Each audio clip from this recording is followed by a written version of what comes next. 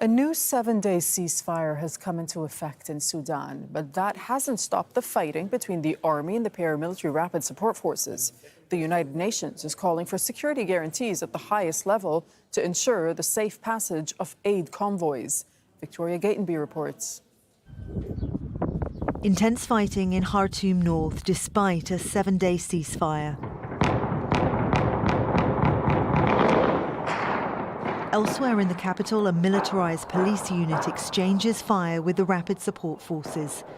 The army, led by General Abdel Fattah al-Burhan, has ruled out negotiations. The government of Sudan has agreed only to the ceasefire and not to any mediation regarding the resolution of the conflict. This is simply because it is a rebellion against the Sudanese armed forces by a group once affiliated to the army. To us, the final solution will be decided on the ground. Neighbouring South Sudan brokered the current ceasefire, the latest in a string of truces. It wants the warring generals to hold direct talks.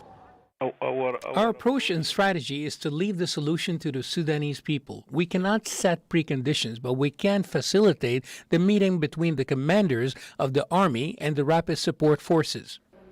The United Nations is using the ceasefire to call for the safe passage of desperately needed aid. Humanitarian Chief Martin Griffiths, who's in Port Sudan, spoke to the leader of the rapid support forces on Wednesday. After the call, General Mohammed Hamdan Dagalo said he was committed to the humanitarian truce, safe passage of people who want to leave and the protection of aid workers. Sudan is rich in natural resources such as minerals and oil, but despite this, the UN classifies it as a low-income country and says it cannot cope with the unfolding humanitarian crisis. The fighting needs to stop, and to stop now, before more people die and this conflict explodes into an all-out war that could affect the region for years to come. The fate of millions of Sudanese is in the hands of two men locked in a power struggle, refusing to lay down their weapons and negotiate. Victoria Gatenby, Al Jazeera.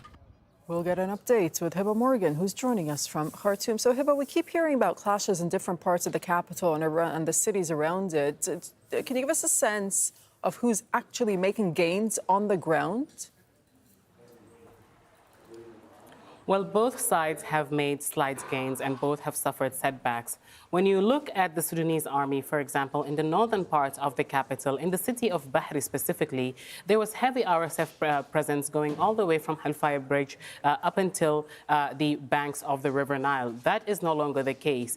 Intense fighting has been ongoing for the past few days in the city of Bahri, in the northern part of the capital, and that's because it overlooks the presidential palace, something that the Sudanese army has been trying to take since the start of the fighting 3 weeks ago, and which is still under the control of the rapid support forces. So the Sudanese army has been focusing on attacking the RSF positions in the northern part of the capital with intense airstrikes. Plumes of smoke have been coming out of Bahri for the past few days, and rapid support forces being pushed further northeast of the capital, where there are also airstrikes being launched. But the presidential palace, which is a key facility that the Sudanese army has been trying to regain, is still under the control of the rapid support forces, and the Sudanese army has been launching attacks, both airstrikes and artillery attacks, and which the rapid support forces have been repelling back. So both sides trying to maintain their positions, at the same time trying to make gains, as the ceasefire, which is now the 7th ceasefire, doesn't appear to be holding on the ground. So how are people then coping with the ongoing fighting? And I mean, this so-called ceasefire, does it help them at all in having them go out and try to secure the basic necessities? Well, people are trying to leave the capital where they can, and if they have the financial means to do so. Those who are trapped in the northern parts of the capital, for example, have to cross a bridge to the western part of the capital, to the city of Omdurman, where there is fighting ongoing, but not as intense as the one in the northern part, and try to get their groceries from there and then return home. But there are thousands of people who are trapped in their homes with no access to running water or power since the fighting started 20 days ago, many of them saying that the situation situation is quite dire, and it's even worse for those who are in need of medical attention.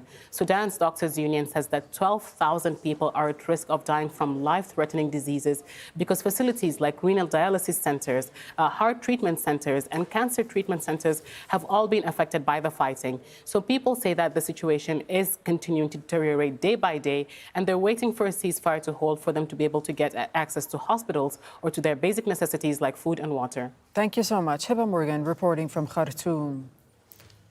Well, Safa Babakir is a Sudanese and a resident here in Qatar, and she was in Khartoum with her family when the fighting started. She joined us in the studio earlier, and she describes their journey out of the city. And in the route, we saw so much conflict. We saw dead bodies. We saw people that were lost, carrying everything that they owned on a rucksack. And we saw armed forces. I learned things I never thought I should learn. I learned that you should put up mattresses by the window to soften the blow of a bomb. So when the glass shakes, it doesn't hurt you. I learned the different sounds of machinery. I learned the sounds of what fighter jets sound like and the timing it takes for a bomb to drop. I would count all of these things as I would lay on the floor, just praying that a stray bullet didn't hit our window. We did run out of water at one point because electricity was cut. Water was, one of the water pipes got shot by a stray bullet. And I made the decision with my cousin to go grab water from a nearby store that was still opening, providing services through the back door, and we were shot at. It was incredibly risky to even step outside your door.